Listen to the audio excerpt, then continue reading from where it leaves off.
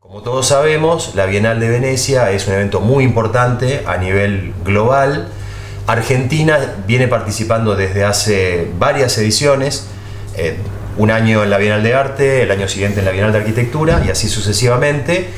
Y desde el año 2012 Argentina, a través de la Cancillería, tiene un pabellón propio a través de una concesión firmada por 30 años con la Bienal de Venecia.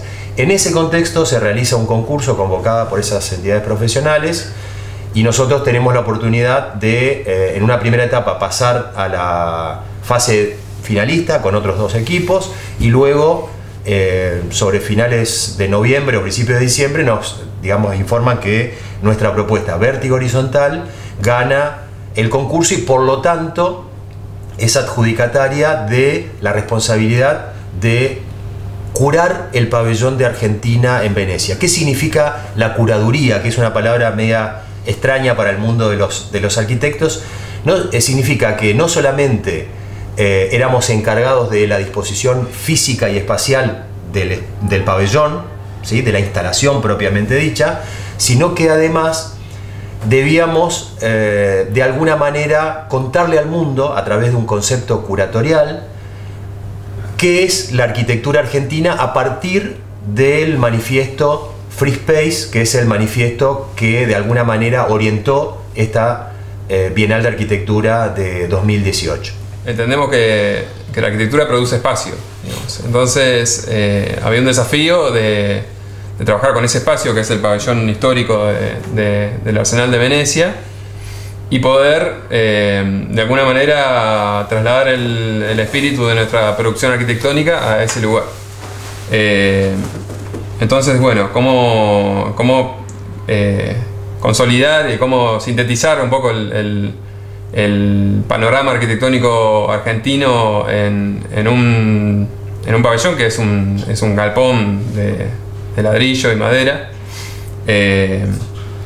Era un poco la pregunta que nos hicimos y a partir de ahí asumimos un desafío de llevar a cabo una tarea imposible, que era trasladar esta inmensidad del paisaje, que es nuestro contexto de producción, a un interior muy definido, ¿no? Entonces un poco por ahí viene la búsqueda y a partir de ahí, bueno, sortear una serie de obstáculos técnicos y materiales para poder conducir con cierto éxito ese concepto de encerrar la pampa en una caja de vidrio, ¿no? El concepto curatorial nosotros lo encontrábamos en las cosas que veníamos mirando, observando, leyendo, y el concepto es vértigo horizontal. Vértigo horizontal significa muchas cosas al mismo tiempo y son, podríamos decir, distintas puertas que te permiten entrar a diferentes planos de observación, que es el paisaje, que es la arquitectura, que es la escala humana. Y en ese sentido retomamos las cosas que nos interesaban. Hay allí un diálogo sobre vértigo horizontal entre Borges, que luego retoma Saer, y hay contrapuntos, hay confluencias, hay continuidades. Ambos de distintas maneras se obsesionaron por esta inmensidad del horizonte, algo típico de nuestra geografía, de nuestro paisaje. Uno decía que esa inmensidad era la belleza y el éxtasis de la persona estando en ese espacio geográfico. Saer contestaba que en realidad lo único interesante del paisaje, del horizonte, es el cielo que se manifestaba en toda su expresión y además esa condición que tiene el horizonte de poner a todas las cosas en un mismo lugar, casi sin jerarquías, como ordenadas en una sola línea. A partir de allí es como nosotros tomamos un concepto, podríamos decir, poético, abstracto, y lo transformamos en algo que nos servía para contarle al mundo en la Bienal de Venecia sobre la arquitectura argentina. Y entonces decimos que vértigo horizontal es al mismo tiempo geografía, por la referencia del paisaje, pero también es arquitectura, por la manera de mostrar con una estructura sin jerarquías la producción arquitectónica de los últimos 35 años en Argentina en obras de carácter público y democrático. Y por otro lado, es escala humana, perdón, porque el hombre, la escala humana puesta en el espacio geográfico es lo que le termina dando sentido a esa relación con la geografía. Siempre la línea del horizonte está a la altura del observador, y es allí donde, poniendo en confluencia estos tres planos de análisis, geografía, arquitectura y escala humana, Vértigo Horizontal sintetiza una manera de contarle al mundo sobre nuestra cultura, en definitiva. Precisamente el gran desafío que tenía este concurso que comentaba Javier, al cual nos presentamos, era, por un lado, en un lugar cerrado, limitado, presentar esta vastedad del territorio, pero al mismo tiempo nosotros no teníamos que perder de foco que no solamente era un objeto el que estábamos diseñando, sino que teníamos que diseñar una muestra, teníamos que diseñar cómo mostrarla y teníamos que definir qué mostrar, cómo mostrar y a quién iba dirigido también todo eso. Todo eso nos lleva a una serie de cuestiones, de pensamientos que terminan en un objeto central, que es una caja de espejos, y un poco ahí de vuelta también la referencia a Borges, la cuestión de los espejos, la cuestión de cómo esos espejos trabajan continuamente. El espejo es una máquina perfecta que nunca deja de trabajar. Y a través de un estudio que hicimos bastante largo de encontrar el vidrio apropiado que permitía ver desde afuera, permitía ver, pero que dentro era reflectante, lograr ese efecto de la vastedad. Es lo mismo, de vuelta, o sea, Borges también trabaja esa cuestión cuando cita a Hamlet, que dice que uno puede ser el rey de un espacio infinito dentro de una nuez. Esa misma cuestión de definirla la presentamos con este objeto central, y entonces a partir de ahí era cómo lo que nosotros íbamos a mostrar era, en la Bienal hay que mostrar arquitectura, no era solamente una cuestión de arte, cómo mostrarlo sin que compitieran ambas cosas, cómo mostrar esta situación del objeto sin que lo que nosotros mostráramos compitiera con la idea esta de vértigo horizontal en el medio de este pabellón. Y entonces, la solución nos la da la misma respuesta que nosotros tenemos, que es el horizonte. Cómo simplemente poniendo o disponiendo todos los dibujos que eran croquis, no poníamos fotos ni nada, solamente el croquis del autor del proyecto, de cada uno de los proyectos, en una misma línea, sin jerarquía, solamente ordenados cronológicamente, en la línea del horizonte. Entonces, cuando uno ve y se pone ahí, habíamos descubierto que había un efecto que era bastante interesante, que a partir de determinada cantidad de reflejos, el horizonte se oscurecía. En esa línea oscura que aparecía en esa caja de espejos, podían verse los dibujos. Entonces, no competían, se complementaban, trabajaban juntos. Y ahí es donde empezaba a cerrar toda la muestra con un mismo objeto, con un mismo sentido. No eran dos objetos diferentes, era una sola muestra que, se complementaban funcionando de una única manera. Ahí un poco fue todo ese desafío de lograr, de largas horas de, cómo iba el vidrio, cómo era el vidrio, cuántos reflejos daba, si no daba reflejos. Y además, a todo esto, hay que agregar que adentro de esa caja hay especies vivas, vegetales, y el cielo, ¿sí? Es una filmación de un cielo argentino que tiene un loop de 8 minutos, creo que son, en el cual va pasando el tiempo desde un amanecer a una tormenta, al anochecer, a un cielo estrellado. Entonces, no es estático tampoco eso. Hay momentos en el que el pabellón está lloviendo mucho y hay tormentas y rayos muy fuertes, y hay momentos en que es el amanecer, calma, se sienten ruidos de la pampa, todo esto con sonido ambiental. Entonces es casi una experiencia sensorial lo que está ahí dentro. Con una atmósfera muy particular. Entonces, cuando uno llega al pabellón argentino, encuentra un momento de calma, de repente se encuentra seducido por un sonido del viento y entra en una penumbra. Entonces comienza a descubrir esta caja que hasta que no se acerca no se entiende bien qué sucede, y de repente descubre las reflexiones, con esta particularidad de que uno puede observar desde afuera sin entrar en juego en las reflexiones. Entonces me parece que ahí lo que decía Javier de la escala humana juega un rol muy importante. Y después esta cuestión de que en obra, mientras se desarrollaba el pabellón, resolviendo todas las cuestiones técnicas, que me parece que es que los procesos, también encontrar estos puntos que enriquecen los resultados. aparecen 2 ventanas, ¿no? Entonces uno puede asomarse y contemplar también el paisaje, en este caso ya dentro de la caja y siendo partícipe de esas reflexiones. Entonces hay una dualidad entre esto un poco que buscábamos que sea una cuestión medio imaginaria, medio real.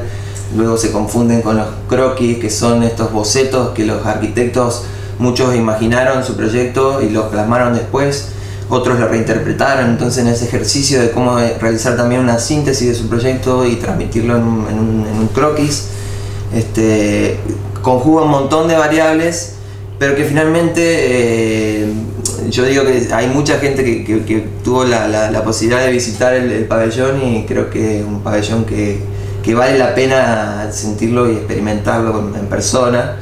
Es muy difícil contarlo con imágenes y video, ¿no? Pese a que también nos han descrito muchas de estas publicaciones y web y revistas que han aparecido con lo de la Bienal, como un pabellón como muy instagrameable, han puesto por ahí, ¿no? Porque genera esta cuestión de que uno ingresa y de repente se descubre dentro del reflejo, y bueno, ahí era el momento en que todas las personas sacaban su celular, interactuaban, ¿no? Más allá de la cuestión de las redes, qué sé yo, una cuestión de que también personalmente me parece que es un pabellón como muy contemporáneo, en este sentido de que dialoga con estas nuevas formas de comunicar y cómo la gente interactúa. Creo que una satisfacción y un momento muy importante para todos nosotros fue cuando Paolo Barata, que es el presidente de la Bienal, en una segunda o tercera visita que realizó al pabellón, llevó a su nietita a ver el momento de la tormenta a través de la ventana. Entonces esa cuestión de que trasciende a lo mejor meramente el hecho arquitectónico, de exhibir la arquitectura, una cuestión también que evoca cierta poesía, cierta sensibilidad de las personas. Lo interesante de nuestra experiencia como arquitectos, que imaginamos, estamos como muy adiestrados en el campo de la imaginación y de la innovación, es nuestro trabajo todo el tiempo, pensar cosas. ¿Qué nos deja esto? Realmente es una experiencia muy fuerte, pero además muy concentrada. Nosotros, una obra para un arquitecto generalmente lleva mucho tiempo entre que se imagina y aquel momento en donde uno empieza a aprender luego de haber estado construido, porque uno termina aprendiendo mucho de lo que hace después de que está construido, de que está materializado, ¿no? En un desarrollo normal de un concurso que tenga la suerte de ser construido y luego de ser terminado, uno puede volver a mirarlo, sacar sus conclusiones, hacer una relectura. Generalmente pasan, con suerte, 4, 5 o 10 años. Y la particularidad que en esto todo sucedió en 5 o 6 meses, ¿no? Entonces es como una especie de experiencia condensada de lo que le sucede, de lo que nos sucede como arquitectos. Que yo digo también porque estamos en un espacio académico, ¿no? En un lugar de pensamiento y de formación, que yo creo que también es muy interesante desde lo pedagógico, que uno termina aprendiendo mucho de lo que uno mismo imagina. Es muy particular, todos somos de alguna manera docentes o tenemos experiencias en ese sentido, y cuando uno interactúa con un alumno, es como que hay que transmitir cuándo se aprende, cómo se aprende, dónde uno conoce realmente. Y lo que te sucede en este tipo de situaciones es que uno termina aprendiendo mucho de lo que uno mismo imagina, ¿no? Uno mismo como equipo, ¿sí? Y eso también es muy fuerte, porque es como que uno echa a andar un mecanismo, un pequeño monstruo, que es el proyecto, la idea, que luego tiene su propia vida, su vida propia. Lo decía recién Fede, o lo decía Pancho, cosas que uno iba encontrando, que no podríamos decir de que no lo habíamos pensado, porque era parte de esa especie de ingeniería general de pensamiento, de secuencia de decisiones, pero que cuando uno lo experimentaba y estaba en el momento de la toma de decisión final del armado del pabellón, realmente había que ser, digamos, muy flexible a la hora de relajarse y entender lo que el mismo proyecto que habíamos pensado tenía guardado para nosotros. Entonces nos pasó un montón de cosas. Esto Fede decía recién del tema de lo sensorial, es muy sumptoriano, podríamos decir, el pabellón, en el sentido de, es un pabellón que te invita a experimentarlo en todos los sentidos. Hay algo del tacto, porque es un espacio muy húmedo con respecto a ese calor que hay en el exterior. Lo óptico, ni que hablar, porque es un experimento óptico, ¿no? Es un espacio muy oscuro, con un contraste cuando uno entra a la caja, pero también algo que nosotros echamos a andar, pero que luego lo descubrimos, que era el tema del aroma a la hierba viva, ¿no? Entonces, sí, pensaste la hierba viva, pero nunca imaginaste que iba a tener aroma digamos, a horizonte, a llanura, ¿no? Entonces, siempre quisimos que sea vegetación viva, pero no sabíamos por qué, no sabíamos explicarlo. Era una cuestión de, no sé, de rigurosidad conceptual, digamos. Y una vez que estábamos allá nos encontramos con esto, con que la hierba también despegaba ese aroma que también es propio de nuestro paisaje, ¿no? Entonces, reforzando el concepto de una manera que nosotros no habíamos buscado.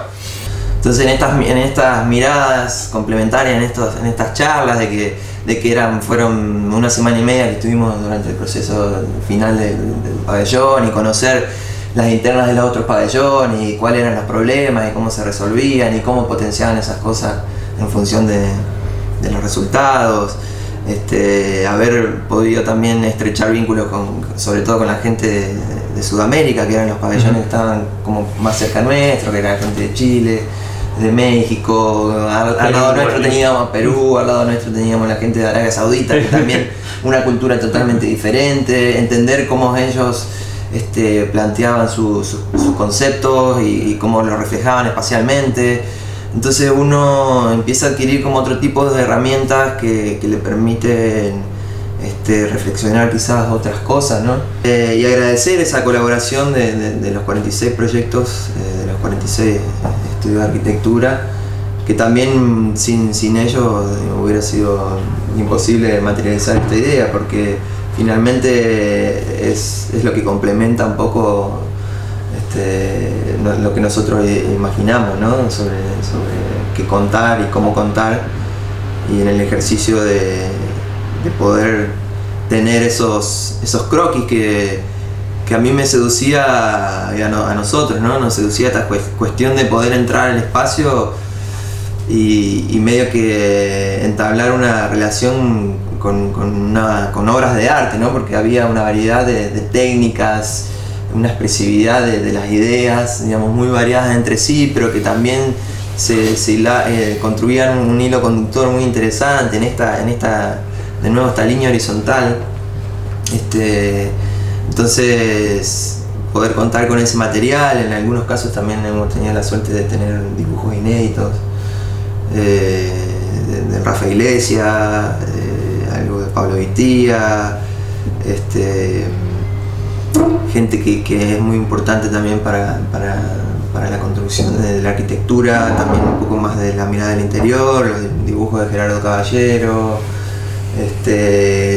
con algunas obras muy importantes también en Buenos Aires, en Mar del Plata. Tenemos también unos originales de Clorindo Testa, también entablando diálogo con estudios y arquitectos jóvenes del interior, como una obra en Jujuy o en el sur, o en Formosa, en Chaco. Entonces, de nuevo aparece esta cuestión de la relación no jerárquica, pero a la vez también hay una técnica que unifica todo, y entonces eso también tenía que ver con la síntesis de lo expositivo.